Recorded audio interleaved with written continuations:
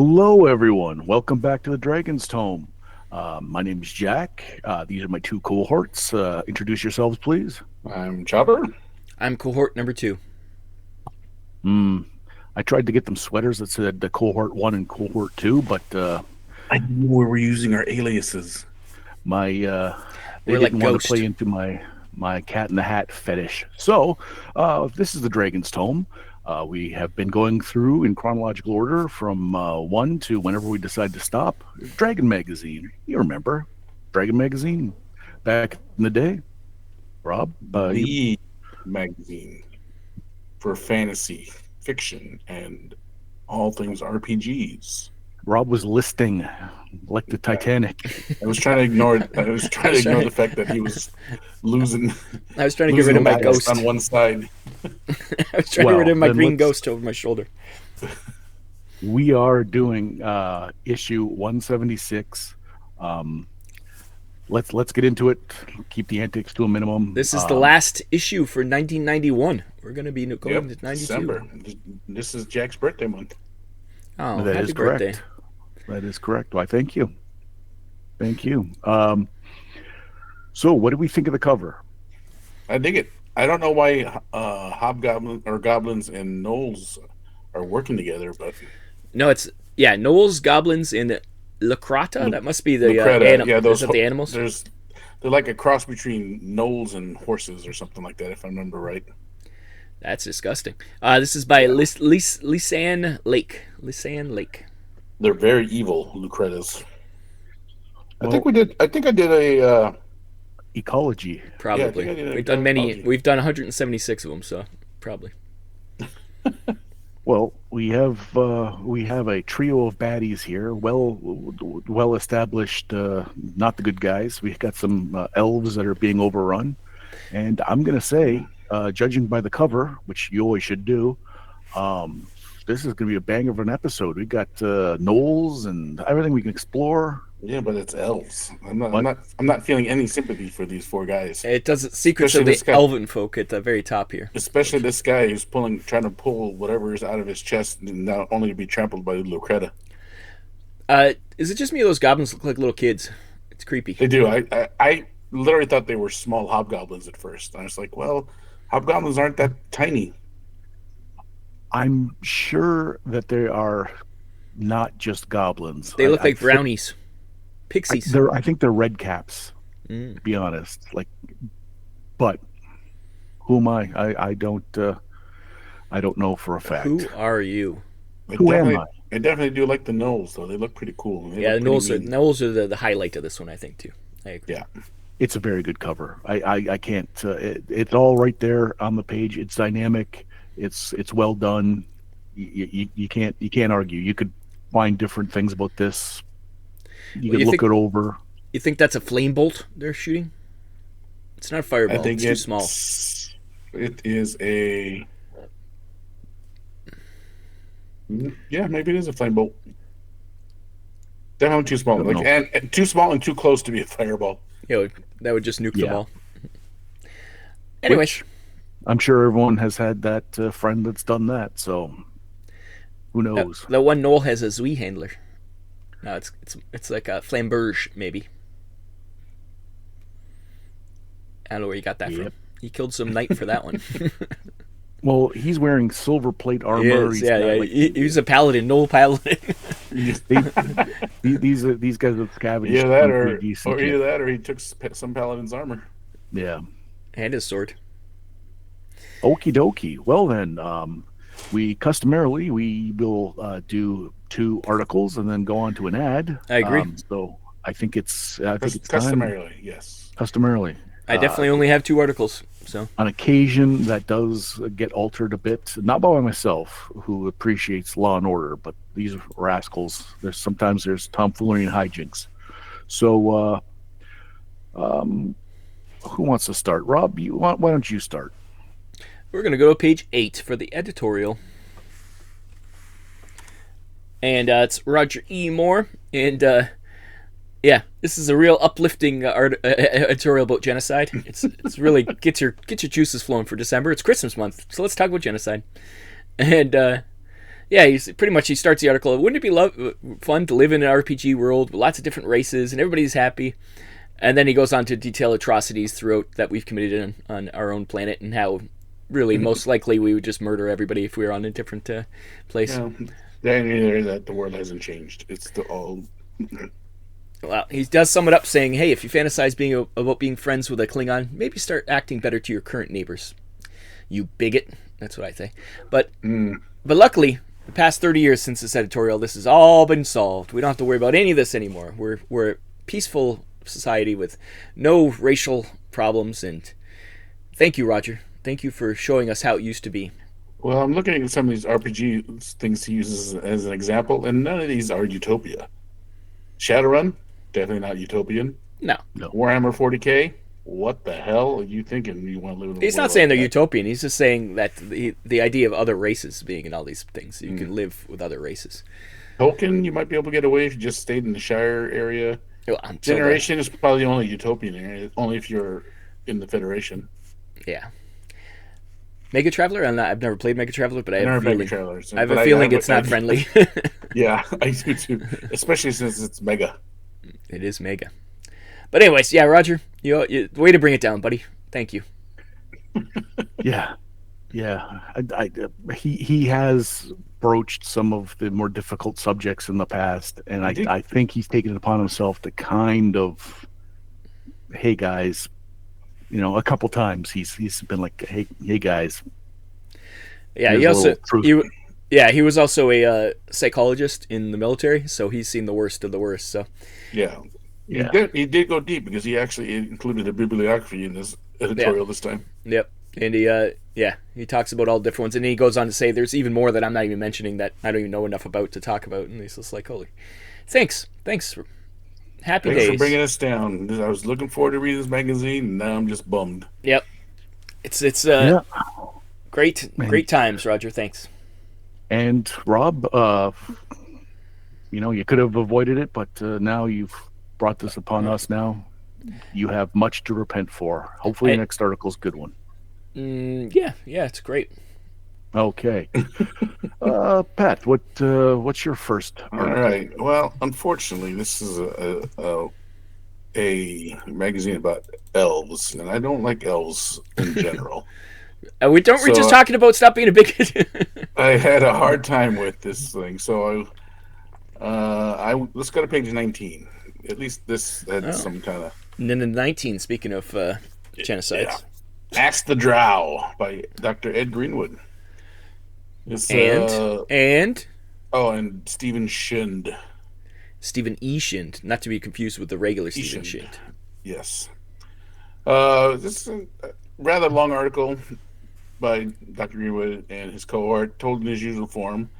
The Wizard Layer L is talking about this, and this is basically a revisit to what's called the Elestray Promenade that came in the Undermountain box set. So I wonder if this is like a 2.0 version of this, because there is some notes about making map corrections that are different than that came in the box set. Yeah, so it's like an update to the old. Yeah, so it reads a little bit like a kind of an errata, so much, and I don't remember how the promenade was described in before, but anyone who doesn't know, Elestray is like a drow goddess. They call her the Dark Maiden, I think they call her the Dark Maiden, but she was like a chaotic good worshiper. So he says Dark Maiden, and my ghost comes back. That's yeah, but then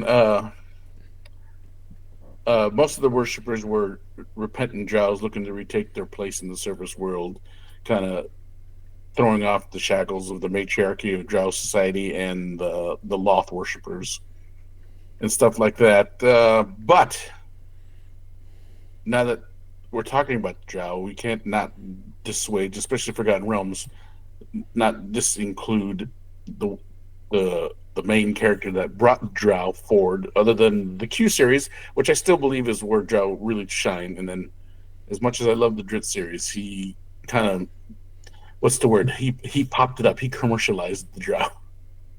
He's the Twilight of the Drow. Yes, but he talks about, or there's an article somewhere, and I can't remember where I read it, where R.A. Salvatore in an interview said he didn't like this deity as far as for drows. Um, for mainly because he says he thinks that the god is making the drow good instead of attracting good or good people. Where Ed is saying the total opposite. So, uh, as far as that concerned, I think I would probably believe Mr. Greenwood over Mr. Salvatore because it is his world, Yeah, you got to go with and Mr. Salvatore is just writing a character in the world. So, um, but this promenade is basically a temple for this goddess in the Undermountain, just I think it was just north or northwest of Skullport itself, so you can get to it in the Undermountain if you wanted to. So, then this map that's in there is supposed to be the correction map that you get in the box set. So, yeah, Oh, I mean,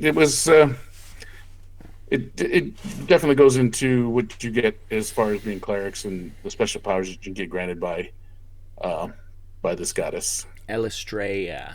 Alistrea. Yeah. So, but that's it. I mean, it was a nice little article by Ed and nice clarification. And because I can't remember too much about the promenade in the Undermountain, um, I'm sure it has what's the word I'm looking for? Expounds a bit more than what you probably read in the box set. So, Yeah, this is quite a long article, so yeah, because it's pretty long and it goes really deep into this place. So, there must have been a need for it because it's not like he went on second thought. You know what? This could change. It's a pretty elaborate yeah. update. So, So, okie dokie. We've asked the drow. Now let's see what I've got cooked up. If we could please go to page 86, please. well, that's one of mine. Uh-oh. I only really did this to make Rob angry. Playing in the... I wish I would have finished that sentence. Oh, Paleozoic. Paleozoic. Um, the evolution revolution. Survive it if you're fit. Now, Gregory W. Detweiler, he's talking about the Paleozoic's not one of the big ones you would think of monsters. He calls it the most neglected of the three eras. And I'm not going to say that anyone would be clamoring for any of these monsters, nor but you got to agree, some of them are like the most unsettling of the like, you know, when you find a fossil and it's usually like a little trilobite or something like that, and you go, oh, that little creepy little boy. Yeah, if you could elicit that response from your players by showing a picture of the Agnath, that would be you could even get away with not even saying, oh, what it was at first. Hey, there's this, this tadpole creature with I can't even pronounce some of these things, like this lizard thing that you see fossils of too, with the fishtail, the Eogyrannus. It sounds like what my doctor says and tells me, yeah, you're gonna have to start taking more Tums at night. Eogyrannus. You're getting that Eogyrannus. Yeah, you're right. Yeah. Oh, it's right up in the yeah. Yeah. So would anyone be clamoring for these? No. Are some of them pretty dope? I will like to throw out. I feel like these are mainly for first edition AD&D because they don't have the second edition format. This is still the first edition. I think it's a little bit of both though, because it does include the THACO. Whereas the first edition still uses the hit matrix for the monsters. And that is a good thing to bring up, in that the one problem with the new format of the codexes is that you can't shotgun 20 different monsters like he has here. That would be If you 20 pages. Yeah. that would be 20 pages, Yeah. and Dragon Magazine can't obviously devote 20 pages to a underrepresented era Yeah. of monsters. So yes, if gun to my head and said, "What's your?" If you had to, if you had to say one bad thing about having a binder for your monsters, it is this: you couldn't Yeah. get away with knocking off. Hey, I've got 6 amphibian predators I want to highlight. It's actually a pretty good format, this thing, because it covers both editions, really. Pretty much whatever you need to do. It actually gives you the experience value, which is also a second edition thing. I hate it. I hate Paleozoic. I couldn't hold it any longer. This is a great campaign setting if you're playing with Rob, because he just loves these dinosaurs. They're not dinosaurs. That's the point. If they were dinosaurs, If they'd be cool. Rob had retracted so far back. If he'd have gone one more inch, he'd have been in his living room. Like he was. Did you see the pain on my face? Yes, your face was speaking volumes, and it wasn't volumes of delightful creatures from our prehistory. It was saying, I want to do my second article. So let's give you what you want. I am your wishmaster. I have granted you this. Please, where are we going? Unfortunately, it's slim pickings in this one, but we're going to go to page 103 for the game. No, 103? No, 102, sorry. For the game Wizards. It's all about new cards coming out. In the we have the 1992, I think they're talking about at this point. 92 series. And is that what you got, Pat? Is that 92? Oh, yeah, there it is. So this is actually what we're talking about right here, coincidentally. Were you going to talk about this, Pat, or is it just about all a big coincidence? Because it was in my office, so I wasn't really going to talk about it. Yeah, this is the 92 cards and what each card is and which ones are rare. And I have this one too, just in case. Oh yeah, both. Yeah, they're talking about what the new things are. But the thing I found was interesting because they're going all in on these cards, and like we were saying, Magic the Gathering is on the horizon, and I think it was inspired by all this. But Spellfire. Character cards are expanded, so you get more characters which you can use as NPCs and stuff. Which I remember having those, and they were pretty cool. It's also, this one includes portals. Like I remember there was I had one that was like the Indian rope trick, so you could use it as a portal. And does it say what's in this box when I look at it? Well, this is what's in it. Traps, city cards, so you can actually have like parts of some of the cities in Forgotten Realms and stuff. It definitely says uses only official AD&D second edition game rules. Well, there you go. But yeah, they added a bunch of new card types, which is kind of fun to make it different from the first one. So they have 2 box sets of cards going, and we'll see how long this lasts because, like you say, Spellfire is not long on the horizon after. I will probably say 93 because out. I don't see any more card collections when I was looking for this. It's just 91 and 92? And 93. 93, yeah. Because 93 is when... Yeah. Yeah, but 93 is like half the size of this box, and then there's 3 other expansion boxes that go to it.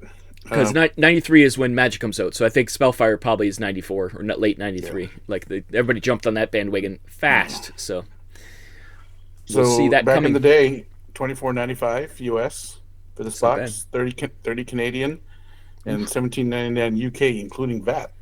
Wow, you remember when the pound was actually worth money? They were a powerhouse. No, them's were the days.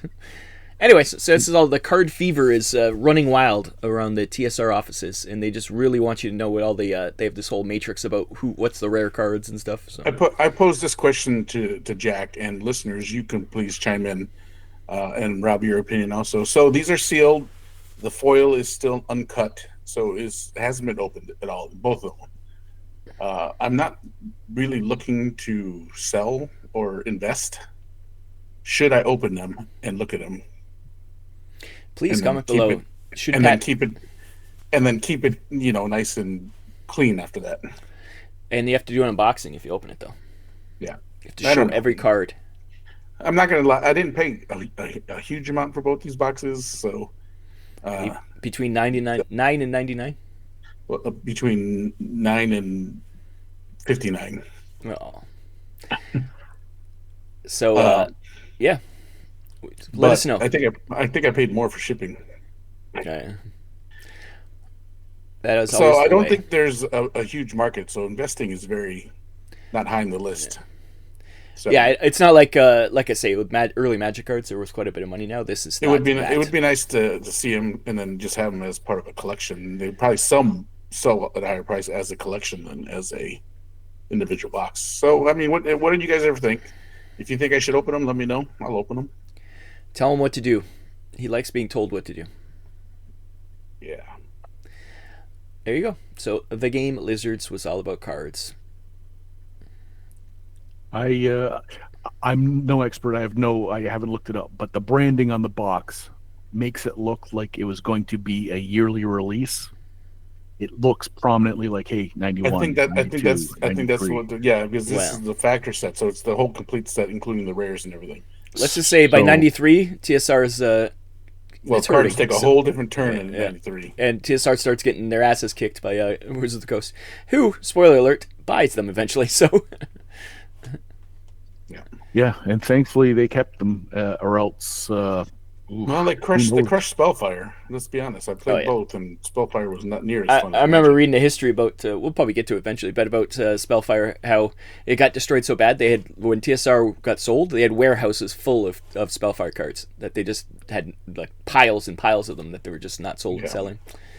So it's a fun Okay. thing that Magic did to the industry. I did have a friend who really swore that Spellfire was better, and he really tried all of us to get to play it. And then pretty soon he just ended up playing Magic because no one was playing Spellfire. Well, that's like anything you play what everybody else plays, right? So Yeah. yeah, Yeah, Spellfire wasn't high on our list. I'm sure we had Yeah. it, but I don't think we played it much. I would be interested in seeing how much two starter sets for Spellfire would cost, and because I can't even remember how to play Spellfire because I only tried it once, maybe twice at best. Well, back then when it was one of the early ones, so I'm sure it was just a clone of Magic. A lot of them early ones were just like, oh, this is just Yeah, Magic. but like a lot of things, it doesn't matter which one was better. It's the one that shotgunned the exactly. market. So, VHS beta, Who's ever got the best Keurig, marketing? Passimo, like there's all the, and Magic's the one that triumphed. Well, yeah, well, they were first, so I think they had to step What up did what from did everybody else. Blu-ray beat out? Blu-ray. What was another one? Yeah, what was it called? Ultra HD, something like that. No. It was something HD. No, It's something HD. I know. yeah, yeah, and then Well, comment below. I had one of those because I think I bought like my DVD player or something came with, or maybe my Xbox or something came with one. Yeah. It was something like that. I think I had King Kong or something, or Godzilla or something like that on that. and Yeah. then Sony put Blu-rays in all the PlayStations, and if you wanted a gaming console, it was in your house, and all of a sudden, oh, this, Yeah, Plays oh, Blu-rays. Plays it's right movies. Yep. here. yeah. Yeah, They won that round where they lost the Betamax round. yeah. Okay, so that's the game Lizards. So that was Rob. Pat, you have that what didn't get I, poached from you? I You have something? do. My last one too. So we're gonna go page 99. 99 Oh, let me just panic. Look. Okay, no. Okay, novels. okay. Novel ideas. This is we're back to the Canticle. We talked about this last week. So this is the book review on the Canticle, and the guy who Marley's Marley's? geez, Marley's, that's his name. Oh, Marley's. Is that a gal? it's a I think girl it's a maybe. gal. Yeah, Hazel. Hazel. Easel. Um, he goes through this the Can't book say and says that. everything kind of much that we talked about.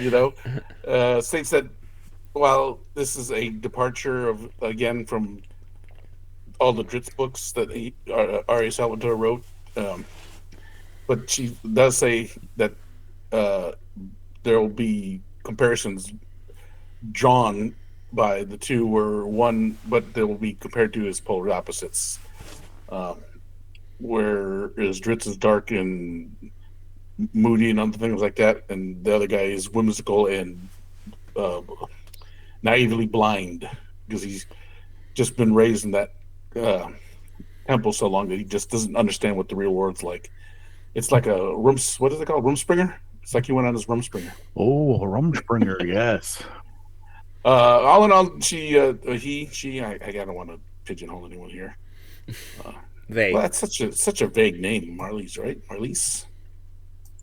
If you take it in the context of 1990, probably a girl, right? Hmm. Um, In the movie, the dog died. So just spoilers. Marlies and Me, was that the? what did you hear that come out? That came out in 2000s, right? Oh, I don't know what Well, you're talking about. he likes the book and said it's a nice little set, and puts it together. There is a quote there where she does talk to Ari Salvatore, and I thought it was kind of fitting because it kind of um, encapsulates kind of how I feel about Dritz. He says that Dritz is both a curse and a blessing. It was Well, he that made his it career, but he also is kind of pigeonholed to just do Dritz yes, books. exactly. Like he's afraid. He wrote a character that he wanted that allows him to write all the stories that he wanted to write, but then he's now getting stuck in this kind of small little world, and he wants to. So this is why he did this. It's a different type of storytelling in a sense. So That's why there's 4 books already because he's probably like, I just need to get this out. I don't want to write any yeah. more Drow. So and I get it because again, my problem is not so much the Drow, is just how everyone just took that thing, took Drit's character, and just wringed every originality out of it. like Wrung all the originality out of Rang. it. Everyone was two handed. Everyone wanted to be a drow. Everyone wanted a magic cat or panther or tiger or whatever. you can interview any popular band and you can ask them what song would you never want to perform again, and it's always the, you know, The London Most Radiohead. Grammar. popular one. Tom Yeah. York Yeah. would say "Creep." Like it's that one where they're like, "Yeah, we're sick of it," and you're like, "Well, that's what made you. You should like that. That's what got you on the map." Yeah, and they for the last 20 years But you just put us in that box when there's all this good we songs, and I wanted and to I do get it. this. I Yeah. get it. Oh yeah. Oh yeah. Play your greatest hits. Yeah. Yeah. Freebird, It's always, hey, this is from our new album, and the whole audience just play starts. Freebird. Everybody just walks to the bathroom. Yeah. Yep. Okay. Well, then, novel ideas. I've got a novel idea. Let's look at my article. Could we go to page 47, please? No. Propping up your campaign.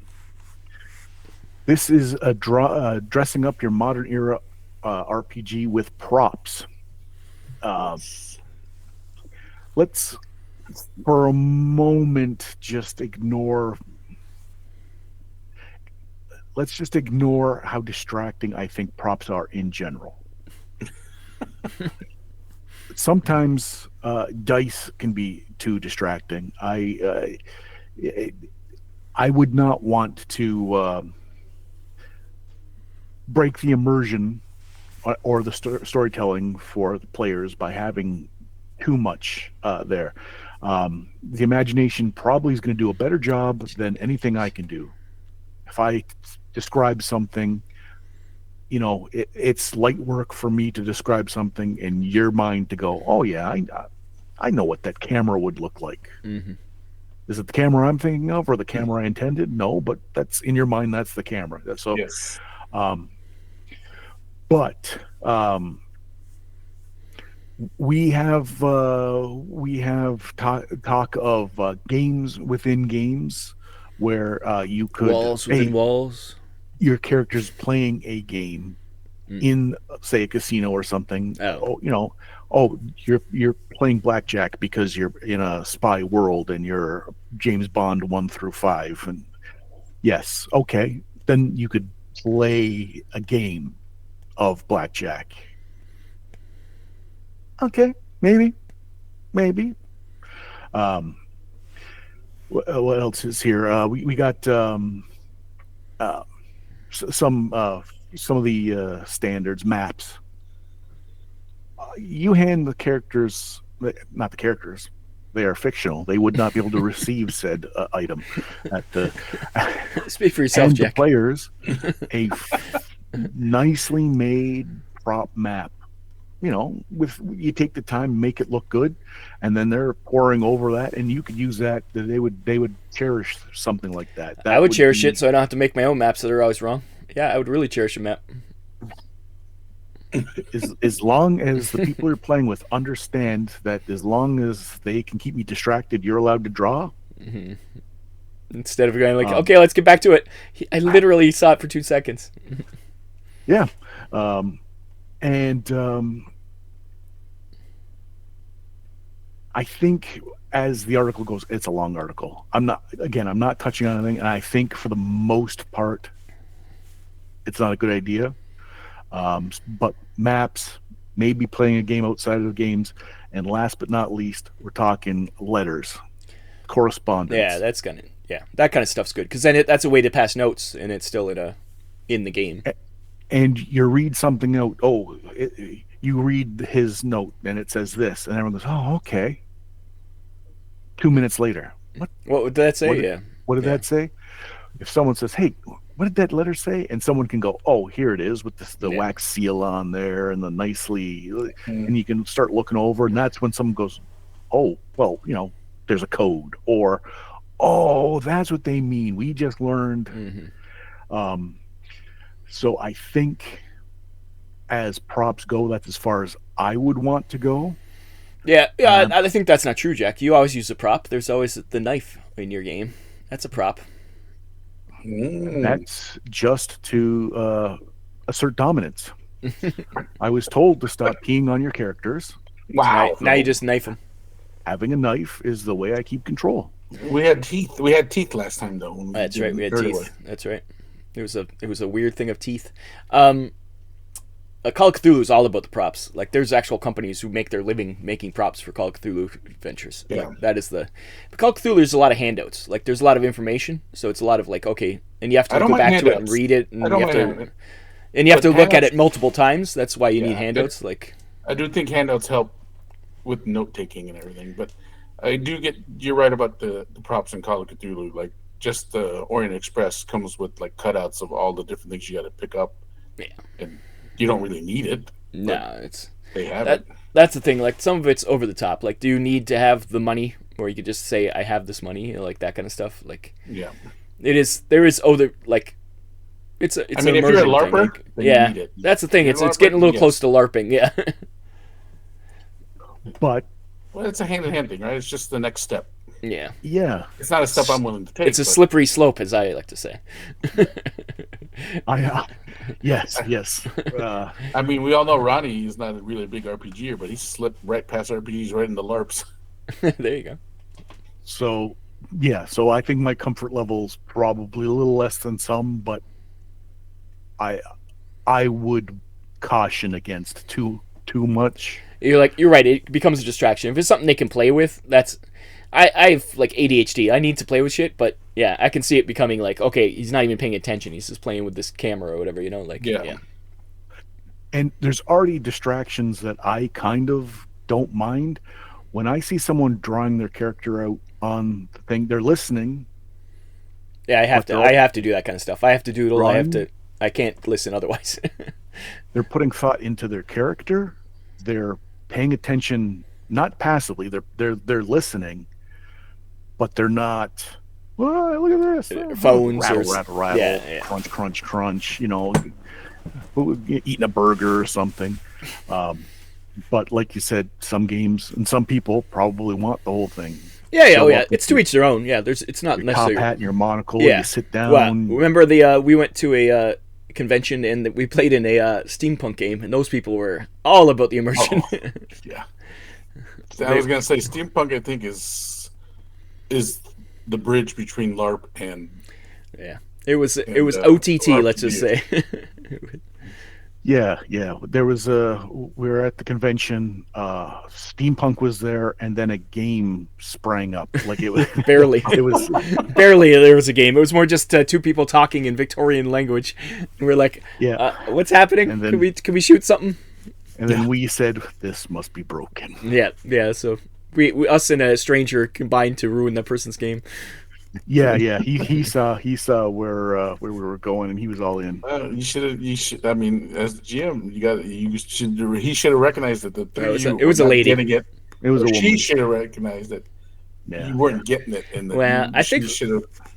I think we thought, oh, fun, steampunk, that's fun. We didn't realize it was, oh, this is a specific thing that people do. Like, this is like a yeah.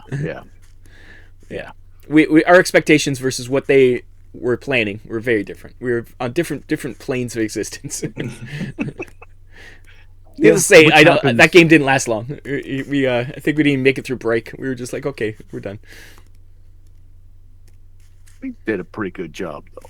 You did a pretty good job of ruining that lady's first attempt at GMing a game. Pretty much, yeah.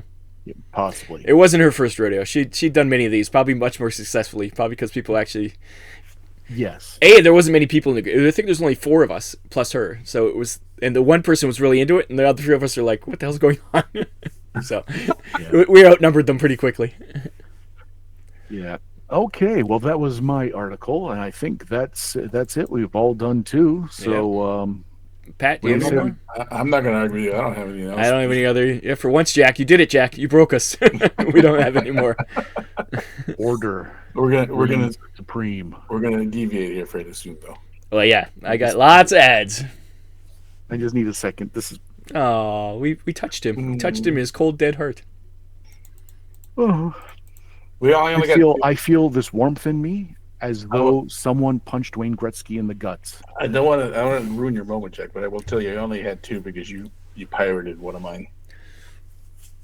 So he had 3, except for you took one of his. But still, it all worked out in the end.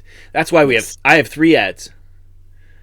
Okay, well then you give me your ad, Rob. And we'll my see first if you survive ad, the Gauntlet, page 27 here. It's how to make friends and influence people. Dare you. Is this one of yours? Yeah. Is it? It's mine. Take it then, Jack, because I have other ones, but you go ahead. But Tales from the Floating Vagabond, that's what this is. This seems familiar, Jack. Maybe, I don't know. Do we play this game? The ad campaign for Tales from the Floating Vagabond becomes a mainstay in Dragon Magazine for years to come. So that's maybe why I know. I don't know what this is. It's got I think it's Phil Folio art, because in future ones you see, like, I can picture the ads.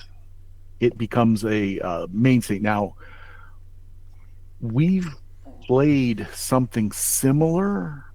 I think at UbiCon. Yeah, something like this. I can't swear that it is this, but it just, the name seems so familiar to me. But it might be because I saw so many ads of it, maybe. But it tells you everything. Who made this game? Avalon Hill. I don't see their sigil anywhere on this thing. Yeah, it's in the actual thing. It says Avalon Hill's bizarre new comedy role playing game. There it is. But yeah, it doesn't say Avalon Hill anywhere in the thing. Yeah, you're right, actually. But yeah, it's another one of those comedy, like, fun space, and you're doing fun things kind of thing. So yeah, it's not the like you think space opera, or you think there's certain fancy Red Dwarf tropes. Red Dwarf or Red Dwarf. Right, and that niche is filled. That's a well-trod ground. But if you can get something that's a little more like a little more irreverent, mm-hmm.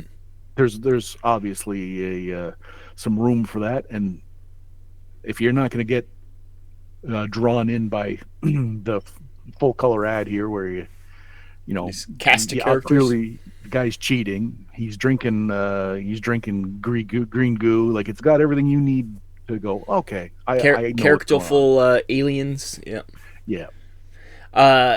I do love the names of their supplements: Bar Wars, the Adventure with No Name, and the Rake Stuff. That's awesome. That's pretty good. If that's the level of comedy, I'm in. But yes. Yeah. And like I said, I see ads for this for forever. So like I'm not gonna say it uh, was a revolution. I'm not gonna say that it was but it's got some staying power in my mind. I remember, so Mm-hmm. that's It good. flashed something in my brain, so definitely. Good. Okay, Patrick. Let's. Yes. Let's go to page 57. No, you're taking all my ads. I won't have any ads actually. I got one ad, Jack. Space Marine. This is the version of Oh, Epic. beautiful! This is It's the version. almost as though. It's your birthday Oh, month. oh, It's your birthday month. So this is the version of Epic that I learned how to play. Yeah, I was going to It's ask, got is me this epic? fun Yeah. and loved. It was originally called Space Marine, then it became Epic, and now it's Epic Space Marine. Uh, but yeah, I mean, this is when you used to get stuff when you bought Jeez. GW. 120 Eldar Guardians, Yeah, 180 you Orc got all those Boys. screws. I mean, you can see all the little bases. You got a Titan. You got all those little buildings and all the templates and stuff. So yeah, once upon a time, GW used to make products that were worth the money. Yeah, the buildings look cool. They look like they're cardboard with plastic toppers. Is that what that is? Yeah, they're cardboard with plastic tops. Yeah. I think Drop So, Zone, someone else does that. yeah, and I don't think they're plastic tops. I think they were like, Another company did them with plastic tops. yeah, I yeah. can't remember who it is then. Because I have some of the drop zone terrain, and It doesn't have that? No. no, So, yeah, somebody else stole this idea anyways. But, yep, classic GW art. We got the Rhino there with lots of well, that's a space land marine. raider. Whatever. They all look the same to me. And No, now, you'll be playing soon, so you'll understand. not a oh, chance. Rob, are you gonna be playing soon? No, We're gonna play when he comes. We're gonna play this version of the game actually. do you have this still put together? Yeah, I do. Is it all painted up? No, but who needs paint? How dare you? There's no shame in playing, Rob. It's gonna come on my list. But this I'll play because There's I have shame it on my still. soul. It's like a black Uh, mark on my soul. I have all the expansions for it too, though, with the Tyranids and the Eldar and the Chaos and Orcs. So there you go. Hmm. Who's- Okay, well then That's Oh, it's my ad now, right? Because you guys stole both my ads. Yes. yes. Let's see. My one ad. We're gonna be on page 65. page 46. It's Vampire the Masquerade. I only wanted to bring this up because this is classic Tim Bradstreet art. Like this is Vampire Masquerade for me. But this art style This is is like, the oh, Bruja cover, if I remember right. he looks Clan Bruja. Bruja. It looks the Clan Bruja cover book. Yeah. So this was like, oh yeah, this is definitely a vampire to me. This is the look. But those covers, yeah, they're iconic. But finally, we see an ad with the actual art that kind of drew me in because Other than the marble and rose. I literally have a Tim Bradstreet on my wall. I'm looking at it right now. That is a vampire, so it's from this line. So, yeah. Nice. Yep. So I just wanted to point it out because it is cool. All And right, well, is it just me, or is this ad like go off the edge of the it does. magazine? It disappears. It's weird. Yes. Somebody, Just like it's a half a font. Yeah. You can just kind of. you know what it's saying, but you're missing some. Yep. Yeah. Yeah. There you go. Okay. My only ad. All right. Let's hit page 65 for my last ad. What do we do? Aw, Jack, he took two. He almost had had the it perfect. perfect show. We did have the perfect show. Pat had to I'm ruin so it. ashamed.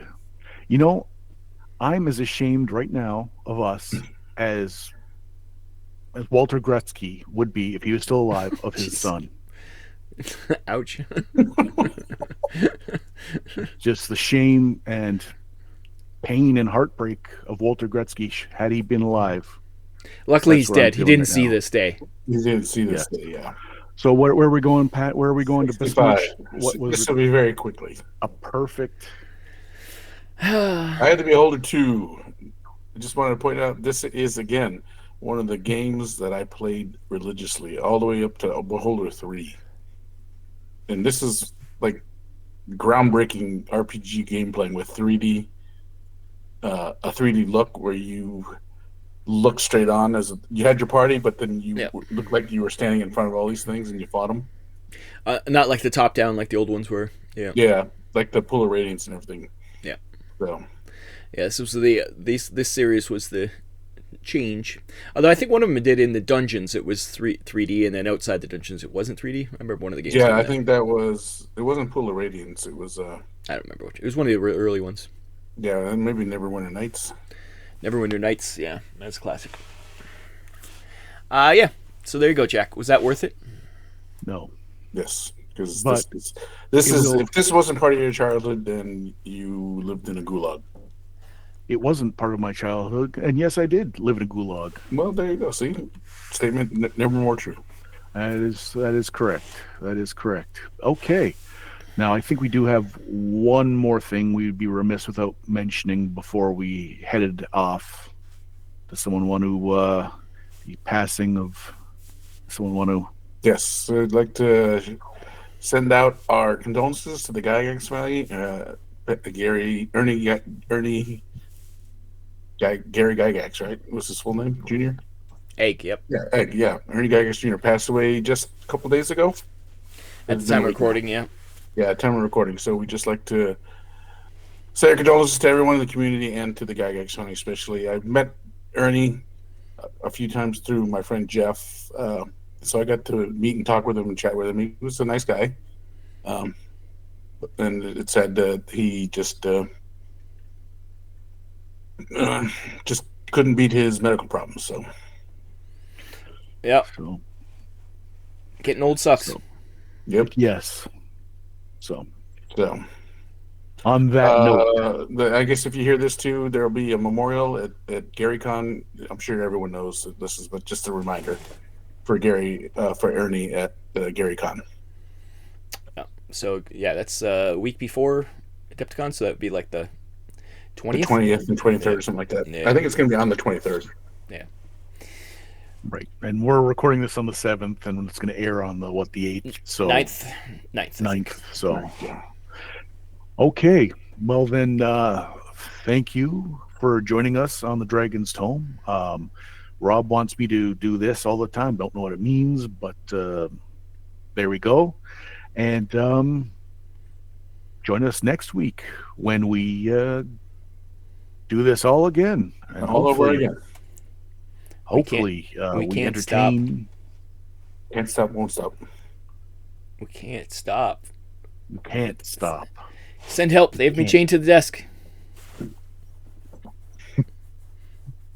And also, Rob apparently has Got some crack problem. Yeah, that's right. Yeah, he's got a little crack problem going on. I'm dog. I'm Dave Or Chappelling fleas. it. Okay, I guarantee you, it's fleas. on that bombshell that Rob has fleas, goodbye. Bye bye. My fleas saved. Bye bye.